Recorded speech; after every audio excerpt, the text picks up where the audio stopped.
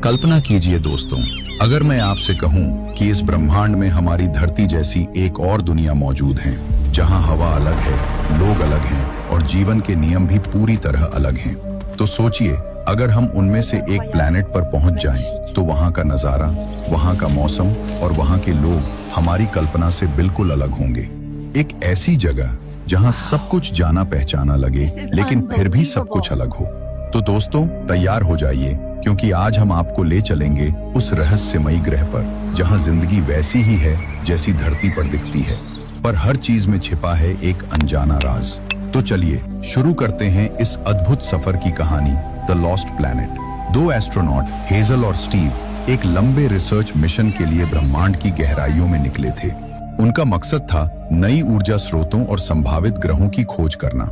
वे लोग आपस में बात करते हुए और रिसर्च के बारे में एक दूसरे से जानकारी साझा कर रहे थे, मगर उन्हें जरा भी अंदाजा नहीं था कि उनकी ये यात्रा उन्हें एक ऐसी जगह ले जाएगी जिसकी कल्पना तक इंसान ने कभी नहीं की होगी। जैसे जैसे उनका स्पेसक्राफ्ट ब्रह्मांड के अंधेरे गहराइयों में बढ़ता गया, चारों ओर सन्नाटा फैलता गया। अचानक पूरा सिस्टम झिलमिलाया, लाइट्स बुझ गईं, इंजन बंद हो गया। कुछ पल के लिए सब कुछ थमसा गया। हेजल और स्टीव की सांसें रुक सी गईं, कैबिन में सन्नाटा और डर भर गया। फिर कुछ मिनट बाद एक धीमी बीप की आवाज आई। स्क्रीन पर रोशनी लौटी और डिस्प्ले पर एक लाल चेतावनी झिलमिला रही थी, न्यू प्लैनेट डिटेक्टेड। दोनों ने एक दूसरे की तरफ देखा। उनकी आंखों में हैरानी और रोमांच दोनों था। स्पेसक्राफ्ट की खिड़की से बाहर झांका तो उनके सामने एक हरी भरी दुनिया फैली हुई थी, एक ऐसा ग्रह जो बिल्कुल पृथ्वी जैसा लग रहा था। चारों तरफ ऊंचे ऊंचे पेड़, चमकते झरने और दूर से आती पंछियों की मधुर आवाजें, मानो किसी ने ब्रह्मांड के अंधेरे कैनवस पर एक अद्भुत दुनिया बना दिया हो। वो नजारा इतना सुंदर था कि कुछ पल के लिए दोनों को अपनी आंखों पर यकीन ही नहीं हुआ। हेजल ने धीमे स्वर में कहा, स्टीव, क्या ये सच में कोई दूसरा ग्रह है या हम धरती पे ही किसी सपने में हैं? उन्होंने ध्यान से देखा तो उस ग्रह पर एक सूरज और एक चांद दोनों एक साथ आसमान में दिखाई दे रहे थे। कुछ पल के लिए दोनों बिल्कुल चुप रहे। उन्हें यकीन ही नहीं हो रहा था कि क्या सच में ऐसा कोई ग्रह हमारे सौर मंडल के भीतर मौजूद हो सकता है। हेजल ने धीरे से कहा, स्टीव, ये तो किसी कल्पना जैसा लग रहा है। उनका दिल जोर जोर से धड़क रहा था।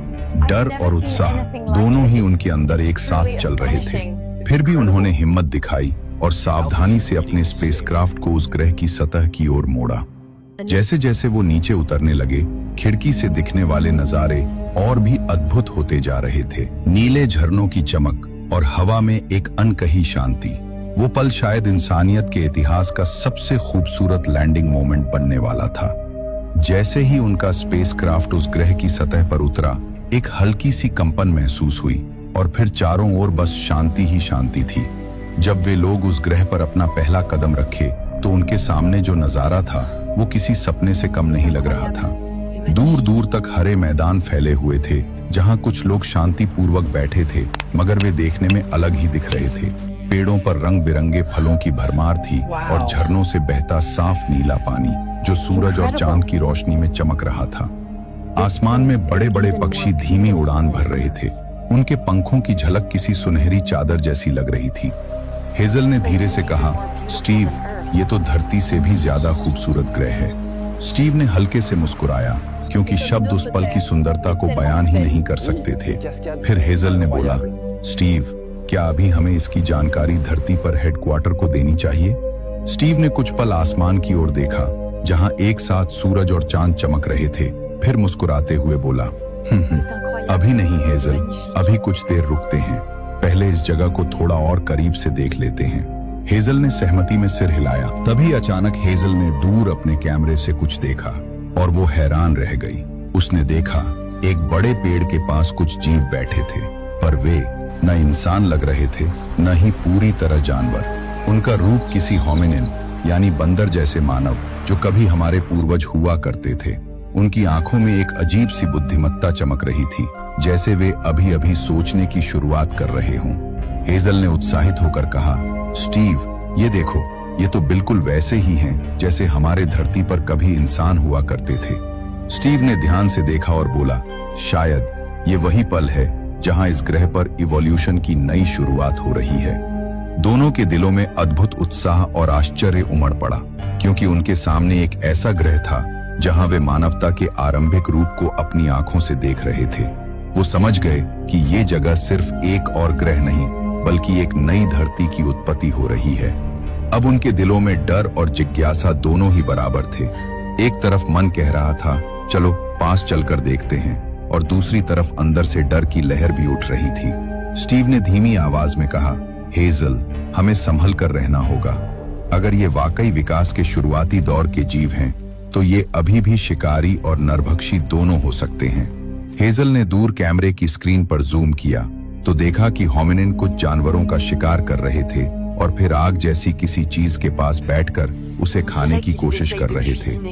हेजल की सांसें भारी हो गईं। तभी हेजल ने बोला, स्टीव, अगर उन्होंने हमें देख लिया और हमें अपने शिकार समझ लिया तो हालात बेकाबू हो सकते हैं। स्टीव ने गहरी सांस ली और बोला, हमें अब हर कदम सोच समझ कर रखना होगा। एक गलती और हम इस ग्रह की कहानी बन जाएंगे। दोनों ने एक दूसरे की तरफ देखा। उनकी आंखों में डर, रोमांच और खोज की भूख सभी एक साथ चमक रही थी। वे दोनों छुपकर उन जीवों को ध्यान से ऑब्जर्व करने लगे। उन्होंने देखा कि वे जीव किसी बड़े शिकार की तैयारी कर रहे थे। तेज आवाजों में एक दूसरे को संकेत दे रहे थे और हाथों में नुकीले पत्थर जैसे हथियार पकड़े हुए थे। थोड़ा और आगे बढ़ने पर हेजल और स्टीव की नजर दूर फैले मैदान पर पड़ी, जहां शेरों का एक विशाल झुंड चल रहा था।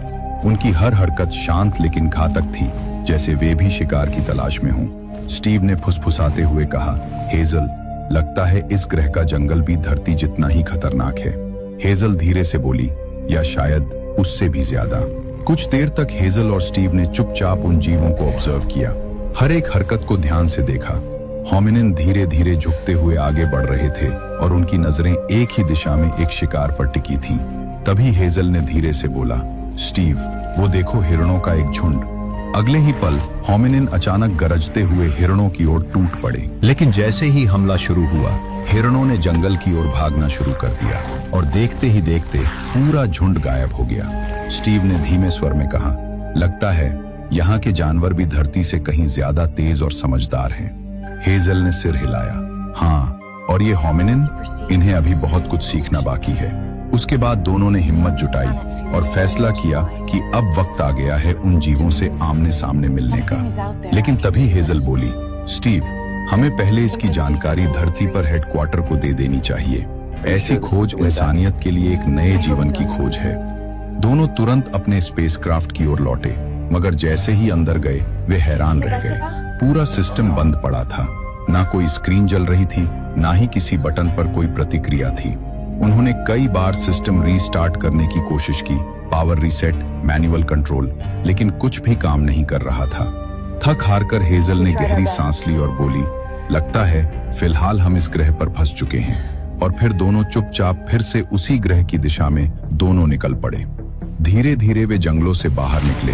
दिल जोर जोर से धड़क रहा था। जैसे ही वे आगे बढ़े, वो सभी होमिनिन जीव एकदम चुप होकर उनकी तरफ देखने लगे। पूरा जंगल कुछ पल के लिए सन्नाटे में डूब गया। दोस्तों, अगर आपको हमारी ये कहानी पसंद आ रही है तो कृपया चैनल को सब्सक्राइब करें और इस वीडियो को जरूर लाइक करें। चलिए अब वापस चलते हैं कहानी की ओर। उसके बाद कुछ जीव तो हेजल और स्टीव को देखते ही भागने लगे, पर कुछ अब भी वहीं खड़े थे। उनकी आंखों में डर नहीं, बल्कि उन दोनों एस्ट्रोनॉट को पहचानने की कोशिश कर रहे थे। हेजल और स्टीव धीरे धीरे डरते हुए आगे बढ़ रहे थे। हर कदम के साथ हवा में तनाव और रहस्य घुलता जा रहा था। जब वे उन जीवों के पास पहुंचे तो उनमें से एक जीव धीरे धीरे उनके करीब आया। उसने हेजल का हाथ छुआ, फिर कुछ पल के लिए अपनी आंखें बंद कर ली, मानो वो उनके भीतर कुछ महसूस कर रहा हो। अगले ही क्षण वो चुपचाप मुड़ा और बिना कुछ कहे वहां से चला गया। वो पल हेजल और स्टीव के लिए सांस रोक देने वाला अनुभव था। स्टीव ने जोर से कहा, सुनो, रुको, हम तुम्हारी मदद करना चाहते हैं। तभी उन जीवों में से एक पलटा और हेजल और स्टीव की तरफ देखकर इशारों में कुछ कहा। उसकी आवाज अजीब थी, न इंसानी न पूरी तरह जानवरों जैसी, पर उसमें एक अर्थ छिपा था। स्टीव ने धीमे स्वर में कहा, मुझे नहीं पता उसने क्या कहा, पर उसके हाव भाव कह रहे थे, पहले अपनी मदद करो। अब दोनों को एहसास हो गया था कि इस ग्रह पर उन्हें अपनी सुरक्षा खुद बनानी होगी, क्योंकि वे लोग जान गए थे कि अब धरती से कोई मदद नहीं मिलेगी और ना ही इस ग्रह से। बस वे दोनों अकेले हैं उस ग्रह पे। होमिनिन का इशारा कोई साधारण बात नहीं थी, बल्कि एक चेतावनी थी। स्टीव ने धीरे से बोला, ये जगह सुंदर जरूर है, पर यहाँ भूख और संघर्ष की जंग हर तरफ फैली हुई थी, और अब हमें भी इसके बीच में जीवन बचाने की लड़ाई लड़नी होगी। दोस्तों, आगे जो कुछ हुआ हेजल और स्टीव के साथ उस ग्रह पर, ये जानने के लिए आपको पार्ट 2 देखना होगा। अगर आप चाहते हैं कि हम इसका अगला पार्ट लाएं, तो कमेंट में लिखें पार्ट 2। याद रखें, ये कहानी काल्पनिक है, लेकिन इसमें आने वाले समय और बीते कल की एक झलक भी है।